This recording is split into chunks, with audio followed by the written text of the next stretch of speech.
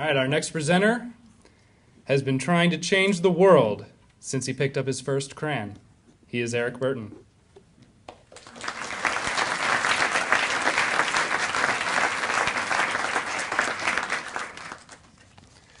We all struggle to be significant, to matter in some way to the world around us. I choose to do so by being a revolutionary, by changing the world that I'm in. Unlike so many of my heroes who are revolutionaries by being selfless, by challenging oppressive governments or systems, I am one by virtue of my creativity, by my willingness to create new things and introduce those things into a larger social body, which I hope they will influence and change. It's an odd leap, to be sure, but it has its roots in social philosopher Herbert Marcuse, whom I studied in college. Though arguably outdated, Marcuse theorized that it is the work of artists and their pursuit of the aesthetic and new ways of reaching it that we introduce new ideas, new concepts, new ways of looking at things into our culture. It is through these concepts, these abstractions made tangible, that society finds new ways of discourse and identity. Essentially, he proposed that art, new art, original art, is revolutionary, that it has the potential to radically change the world.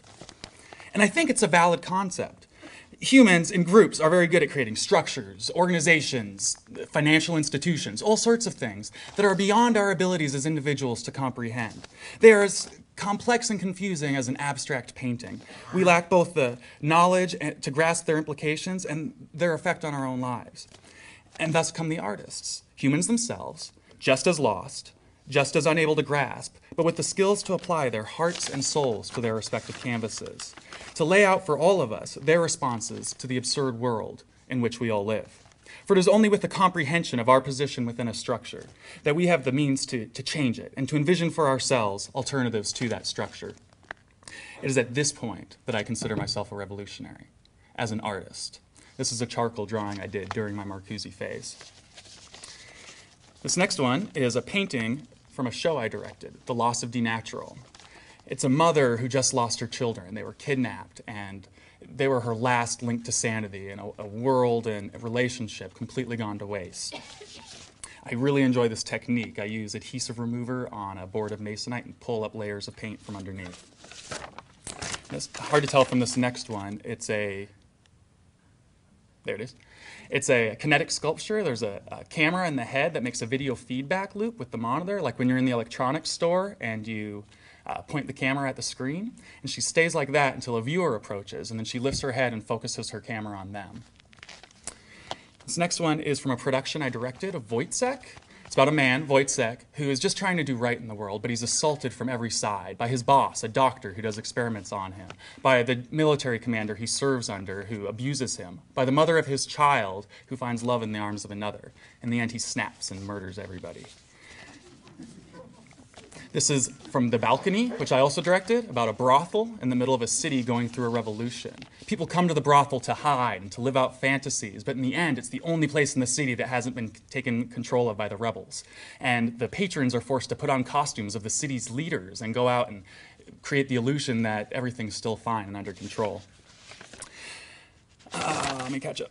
As time has gone by, I've come to consider that this idea, this philosophy of art and change, has a base much broader than the work of artists. I think that by virtue of being creative, self-aware beings, we all have the potential to respond to and react to the world around us in new and interesting ways that challenge not only the status quo, but the way we perceive it. And I'm not talking revolution. I'm not talking anarchists in the street and firebombs and things like that. I'm talking revolutionary.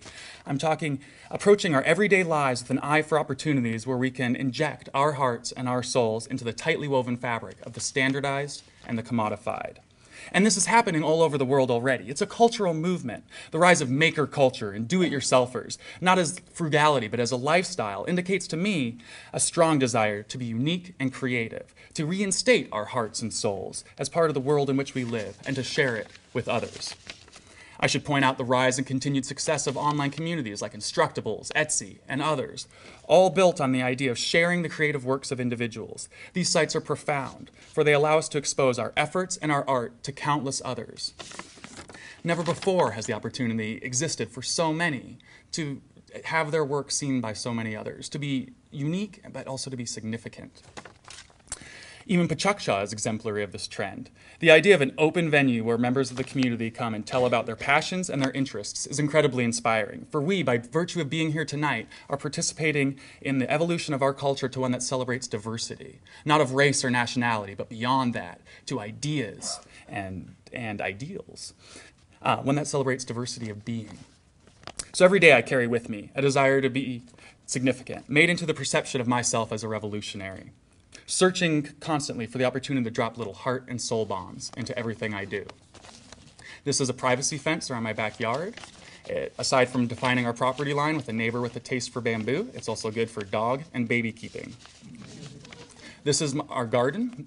My partner Martha and I devised a technique we call God's hand gardening, where we make a loose layout of where we want things to go, but essentially just toss our seeds to the wind and do our best to keep things weeded and harvested as nature takes its course. This next one is a glass tile I made. Wait for it to come up. There it is. I make these from recycled wine bottles. I'm hoping to one day do our whole bathroom with them, but I'm having trouble getting a repeatable production method. If that works, I'd like to sell them one day as a locally made recycled building material. This next picture is my daughter, Alba. There she goes. I think children are the greatest art pieces of all. A cliche, yes, but they are collaboratively constructed by an entire community of participants. And then they take everything that community gives them and rebel wholeheartedly against it, making them revolutionaries themselves, but also making us significant to everything they do. To conclude, I think the drive to be significant is an essential part of the human condition. How we choose to enact that desire is entirely up to each of us, but an effort to be revolutionary, not politically, but as creative individuals, each of us fighting for our voice to our own unique abilities and perspectives, I can vouch, is most certainly rewarding and hopefully effective. Thank you.